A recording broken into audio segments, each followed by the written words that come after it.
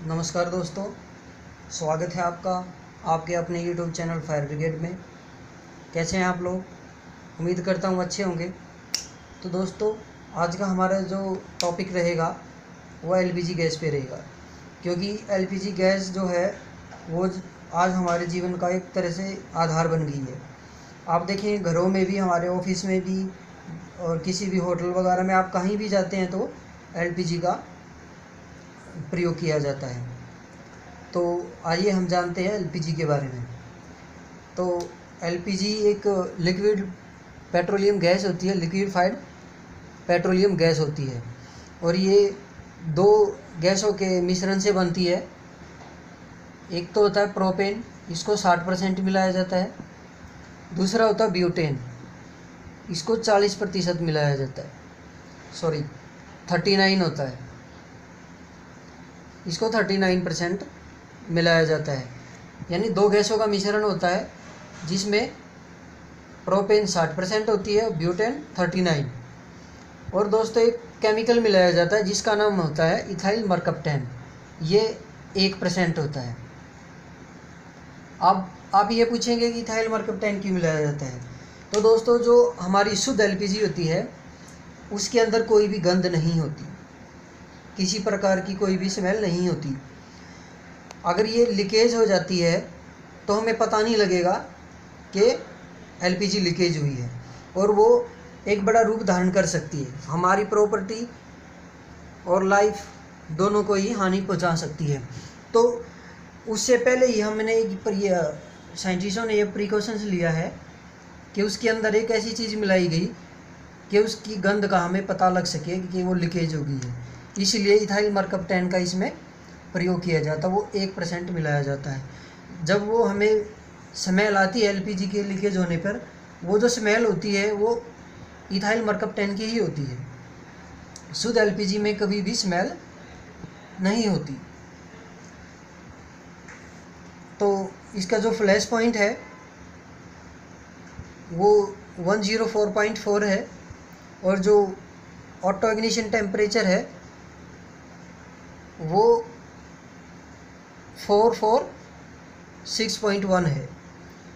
आपने कभी टीएलवी नहीं सुना होगा, कुछ लोगों ने सुना भी होगा, फिर भी मैं बता देता हूँ कि टीएलवी 1000 होता है। इसका बहुत ही ज़्यादा में लीकेज होने पर टीएलवी रेंज में पहुँच जाती है, वो टीएलवी 1000 पार्ट पर मिलियन होता है। क्योंकि कोई भी चीज़ हम आवश्यकता से ज़्यादा इनहेल कर लेते हैं या खा लेते हैं तो वो हमारे लिए टॉक्सिक है। अगर आदमी अपनी आवश्यकता से ज़्यादा खाना भी खा लेता तो वो भी आदमी के लिए ख़तरनाक होता है। तो प्रोपेन का भी टीएलवी होता है जो 1000 ppm होता है, और एलईएल होता है 1.9। कुछ लोग 2% भी बोल देते हैं, बट सेम ही है, कोई ज़्यादा डिफरेंट नहीं होता। तो कहीं पे बोलते हैं कि यूएल 9% है, तो ये 9.5% होता है, इसमें भी कोई ज़्यादा डिफरेंट नहीं है। ये कोई बहस का विषय नहीं है। तो ये जो इसकी जो डेंसिटी होती है ये हवा से 1.5 गुना भारी होती है। जब ये लीकेज हो जाती है तो ज़मीन से सट के चलती है। आपने अपने घरों में भी देखा होगा, जो हमारा चूल्हा होता है उसको ऊपर रखा जाता है, और जो सिलेंडर है एलपीजी का उसको हम नीचे रखते हैं। वो नीचे इसीलिए रखते हैं कि जब भी वो लीकेज होगी तो वो ज़मीन से सटेगी। अगर हम चूल्हे को भी नीचे ही रख लेंगे तो जैसे ही लीकेज होगी वो तुरंत आग पकड़ लेगी। और चूल्हे को ऊपर इसलिए रखा जाता है, अगर लीकेज होती है तो उस इग्निशन सोर्स मिलने से पहले ही, उस आग तक पहुंचने से पहले ही हमें स्मेल आ जाएगी। इसलिए सिलेंडर नीचे रखा जाता है और चूल्हे को ऊपर रखा जाता है, ये रीज़न है। तो दोस्तों, अब जानते हैं इसका बुझाने का मेथड क्या है, इसकी विधि क्या है। तो दोस्तों, जैसे ही ये लीकेज हो जाता है तो हमें क्या करना है, अगर हमारे पास CO2 एक्सटिंग्विशर है तो उसको अप्लाई कर सकते हैं, लेकिन वो कम ज़्यादा में लीकेज है तभी कर सकते हैं। और DCP पाउडर है, आप उसको भी यूज़ कर सकते हैं, वो सफिशिएंट है। और तीसरा है पानी का बौछार करना, वाटर स्प्रे। आप वाटर स्प्रे कंटिन्यू कीजिए, उससे आग बुझ जाएगी।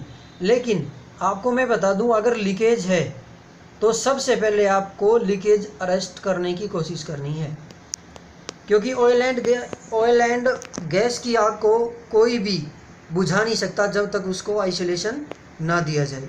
तो सबसे पहले उसको आइसोलेट करना है। अगर सिलेंडर में लगे तो रेगुलेटर को निकालने की कोशिश कीजिए, यही सबसे बेटर विधि है उसको बुझाने की।